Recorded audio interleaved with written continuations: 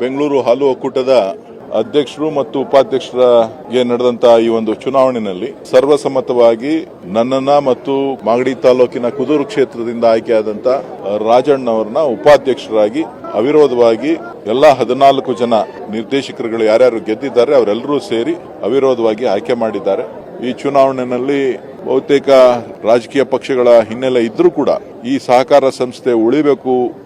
ಸುಮಾರು 65 ವರ್ಷಗಳ ಇತಿಹಾಸ ಇರತಕ್ಕಂತ ಈ ಒಂದು ಸಂಸ್ಥೆ ಬೆಂಗಳೂರು ಹಾಲು ಒಕ್ಕೂಟ ಇದರ ಜವಾಬ್ದಾರಿಯನ್ನ ಹೊರಬೇಕು ಅಂತ ಹೇಳಿ ಎಲ್ಲ ನಾಯಕರು ನಿರ್ದೇಶಕರುಗಳು ತೀರ್ಮಾನ ಮಾಡಿ ಜವಾಬ್ದಾರಿಯನ್ನ ಕೊಟ್ಟಿದ್ದಾರೆ.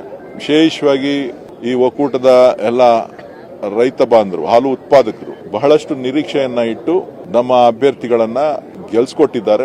ಅವ್ರಿಗೂ ಕೂಡ ನಾನು ಈ ಸಂದರ್ಭದಲ್ಲಿ ಧನ್ಯವಾದಗಳನ್ನ ಹೇಳ್ತೇನೆ. ರೈತರ ಬದುಕು ಹಾಲ್ನಲ್ಲಿದೆ, ಕ್ಷೀರ ಕ್ಷೇತ್ರದಲ್ಲಿದೆ. ಅದನ್ನ ನಂಬಿದೀರಾ ನೀವು ಇವತ್ತೇನು ಒಂದು ಹೊಸ ನಂಬಿಕೆಯನ್ನ ನನ್ನ ಮೇಲೆ ನಮ್ಮ ಒಕ್ಕೂಟದ ಮೇಲೆ ಇಟ್ಟಿದ್ದೀರಾ. ಖಂಡಿತ ಅದಕ್ಕೆ ಬೇಕಾದಂತ ನ್ಯಾಯವನ್ನ ಬದಲಾವಣೆಯನ್ನ ತರ್ತಕ್ಕಂತ ಪ್ರಯತ್ನವನ್ನ ಮಾಡ್ತೇನೆ. ರೈತರಿಗೆ ಹೊಸ ಏನು ಆಲೋಚನೆಗಳನ್ನ ಇಟ್ಕೊಂಡಿದ್ದಾರೆ, ಕನಸನ್ನ ಇಟ್ಕೊಂಡಿದ್ದಾರೆ, ಅದನ್ನ ಆದಷ್ಟು ಪ್ರಾಮಾಣಿಕವಾಗಿ ಶಕ್ತಿ ಮೀರಿ ಕೆಲಸ ಮಾಡ್ತೇನೆ ಅಂತಕ್ಕಂಥ ಮಾತನ್ನ ಈ ಸಂದರ್ಭದಲ್ಲಿ ನಾನು ಹೇಳಲಿಕ್ಕೆ ಬಯಸ್ತೇನೆ.